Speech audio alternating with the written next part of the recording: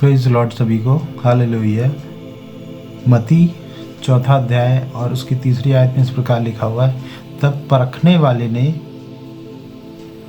पास आकर उससे कहा, यदि तू परमेश्वर का पुत्र है तो कह दे कि ये पत्थर रोटियां बन जाएं।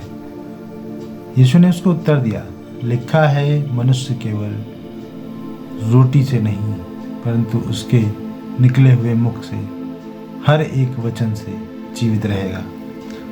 यहाँ पर इब्लीस यीशु मसीह की परीक्षा ले रहा है और उससे कह रहा है, जब यीशु मसीह 40 दिन और 40 रात निराहार रहकर, रोजे रहकर उन्होंने पूरा किया, कैसे यीशु मसीह की वहाँ पे परीक्षा हुई है इस वीडियो में बताया गया है।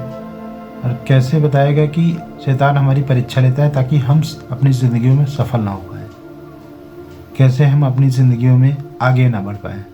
शैतान पल पल हमारे पीछे लगा रहता है।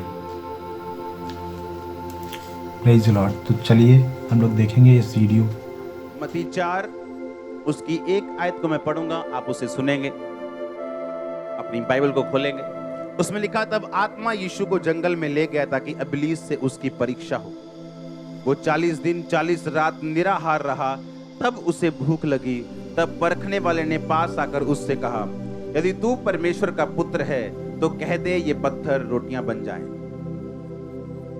यीशु ने उत्तर दिया, लिखा है, मनुष्य केवल रोटी से नहीं परंतु हर एक वचन से जो परमेश्वर के मुख से निकलता है जीवित रहेगा। सब बोलो आमीन। जंगल का मतलब होता है परीक्षाएं। जंगल का मतलब होता है ऐसा स्थान जहां आपका विश्वास परखा जाएगा, आपको टेस्ट किया जाएगा, आपकी जेन्युइनिटी को परखा जाएगा। मैंने कहा जंगल एक ऐसा स्थान है जहां आपका टेस्ट लिया जाता है। ये एक ऐसा स्थान है जहां आपकी जेन्युइनिटी को परखा जाता है। आप सच्चे क्रिश्चियन हो या नहीं सिर्फ इसी जंगल में ही पता लग सकता है। और बाइबल कहती जंगल में लेके जाने वाला यीशु मसीह को शैतान नहीं था बल्कि उसी परमेश्वर का आत्मा था जिससे वो जन्मा था। परमेश्वर की आत्मा ने, बाइबल में लिखा, मत्ती में पढ़ते हैं तो थोड़ा अलग लिखा, लूका में पढ़ते हैं, अलग अलग पुस्तकों में पढ़ते हैं तो उसमें लिखा, फोर्सफुली, धक्के के साथ पवित्र आत्मा ने यीशु मसीह को जंगल की ओर भेजा। धक्का दिया उसको, फोर्स किया उसको कि तू जा जंगल में ताकि इब्लीस से तेरी परीक्षा हो। कई बार परमेश्वर आपकी अगुवाई करता है इन जंगल के स्थानों में, परीक्षाओं में, सताव में, दुखों में, आपको नीचा करने के लिए नहीं, आपको गर्म रखने के लिए, स्ट्रॉन्ग करने के लिए, नए लॉन्च पैड से एक नई ऊंचाई तक आपको लॉन्च करने के लिए, आपको स्ट्रॉन्ग करने के लिए। आप नाश नहीं होंगे, आप यीशु मसीह के लहू के साथ खरीदे गए। बाइबल कहती है कि 40 दिन और 40 रात वो निराहार यानी कुछ नहीं खाया उसने। और लिखा, जब ये 40 रोजे बीत गए तब उसे भूख लगी। और परखने वाले ने कहा, ये पत्थरों को बोलिए क्या बन जाए। 40 दिन के बाद ही क्यों, 30 दिन के बाद क्यों नहीं? उसे भूख 10 दिन के बाद क्यों नहीं लगी, 15 दिन के बाद क्यों नहीं लगी, 40 दिन के बाद ही क्यों? लेकिन जब रोजे बीत गए तो उसे भूख लगी और परखने वाला उसकी परख करने के लिए आया। वो कब आया? जब 40 रोजे खत्म हो चुके थे और उसको मालूम था कि अब ब्लेसिंग, वो सामर्थ, वो अभिषेक बहुत नजदीक है। वो सिर्फ इतना नजदीक था कि यीशु मसीह के परखे जाने के बाद वो रिलीज होने वाले था यीशु मसीह के ऊपर। अगर आप इन अध्यायों को ध्यान से पढ़ें तो बाइबल कहती है कि प्रभु यीशु मसीह इन रोजों के बाद और इन परीक्षाओं के बाद आत्मा की सामर्थ्य से भरे हुए वो लौटे।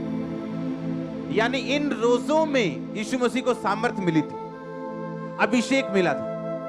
और शैतान ये बात जानता था कि 40 रोजे सक्सेसफुली पूरे हो चुके हैं, अब इन्हें खत्म कैसे करूं या मैं इन्हें व्यर्थ कैसे करूं।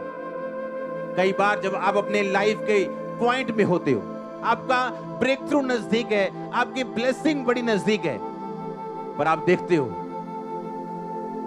कि ये क्या हो रहा है, ये मुश्किल मुझे क्यों आ रही, ये ऐसा मेरे साथ क्यों हो रहा है, ये ट्रबल अब मुझे क्यों आ रहा है। वो इसलिए कि शैतान देख चुका है कि आप पे ब्लेसिंग सिर्फ अब 1 इंच का फासला रह चुका है। वो देख चुका है, और जब वो देख चुका है, वो ये चाहता है कि आप परख में फेल हो जाएं। और इसीलिए परमेश्वर ने कहा, इंसान अकेली रोटी से नहीं परंतु परमेश्वर के मुख से निकले एक एक वचन से जीवित रहेगा। और यीशु मसीह ने उसे वचन से जवाब देते गए, वचन से वो बोलते गए, और बाइबल कहती उसके बाद जब शैतान चला गया, यीशु मसीह आत्मा की सामर्थ्य से भरे हुए वापस लौटे। यानी वो डिवाइन पर्पस, वो ईश्वरीय काम, वो ईश्वरीय बुलाहट, वो खुदा की योजना जो खुदा ने यीशु मसीह के लिए रखी थी, वो पूरी हो चुकी थी। इसका मतलब अगर आप यीशु मसीह के संतान हैं, आपके लिए भी एक प्लान है परमेश्वर का। उसका आपके लिए भी एक डिवाइन योजना है, ईश्वरीय योजना है। वो पूरी कैसे होगी? जब आप अपनी परीक्षाओं में सफलता के साथ पास हो जाएं। और याद रखो, जब शैतान सबसे गर्म हो, आपका ब्रेक थ्रू सबसे नजदीक है। जब आपकी परीक्षा, वो बीमारी हो, सताव हो, गरीबी हो, जब टॉप पे चली जाए, तो याद रखना मेरी बात, अगला दिन आपकी लाइफ का सबसे सुंदर होगा। आपको ये याद रखना है कि जब शैतान पूरे फुल फॉर्म में आपके पीछे, आपका ब्रेक थ्रू बहुत नजदीक है, बहुत ज्यादा नजदीक, आपकी सांस से करीब है वो। मैं आपको स्पिरिचुअल, आपको मैं आत्मिक रीति के साथ बता रहा हूं, आपको प्रोफेटिक रीति के साथ बता रहा हूं। आपकी टेस्टिमनी आपके करीब आ चुकी है। आपको अपनी अंदरूनी आंखों के साथ उसे देखना है, आपको इन शारीरिक आंखों से नहीं देखना। आपकी टेस्टिमनी बहुत करीब है। इसीलिए शैतान डरा हुआ है, इसीलिए वो घबराया हुआ है। वो आपको डिस्ट्रैक्ट करना चाहता है, आपको आकर्षित करना चाहता है, आपके ध्यान को भटकाना चाहता है, पर आपको कूल रहना है। बी कूल रहना है, कूल बेबी। क्या करना है?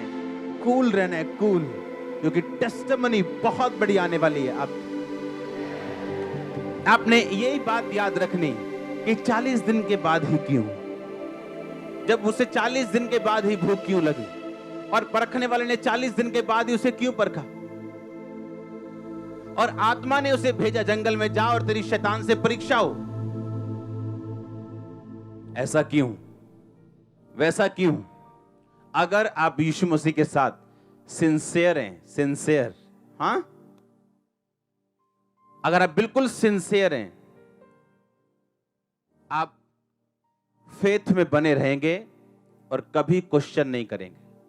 अगर आप सिंसियर हैं, अगर आपकी वॉक, अगर आपका चाल यीशु मसीह के साथ अगर सिंसियर है, आप क्वेश्चन नहीं करेंगे। वैसे ही जब आप अपने मेंटर के साथ, अपने स्पिरिचुअल फादर के साथ जब सिंसियर होते हैं, आप मसा पाते। नहीं तो लोग 10 साल रह के भी खाली बैठे हैं, क्योंकि जब तक सिंसियरिटी नहीं आएगी, आप जितनी मर्जी देर खुदा के साथ रह लो या अपने मेंटर के साथ, कोच के साथ रह लो, आप कुछ नहीं पा सकते। आपको सिंसियरिटी दिखानी खुदा के सामने, आमीन, कि आप जेन्युइनली उसको फॉलो कर रहे हैं, आप हार्टली उसको फॉलो कर रहे हैं। एक प्रेशर, एक दुख, एक झटका आपको परमेश्वर से हटा नहीं सकता।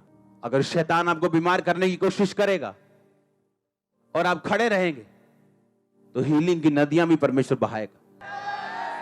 अगर वो एक बंदे को आपके खिलाफ खड़ा करेगा और आपकी बेइज्जती करेगा, खुदा 10 लाख खड़ा करके आपकी इज्जत करेगा।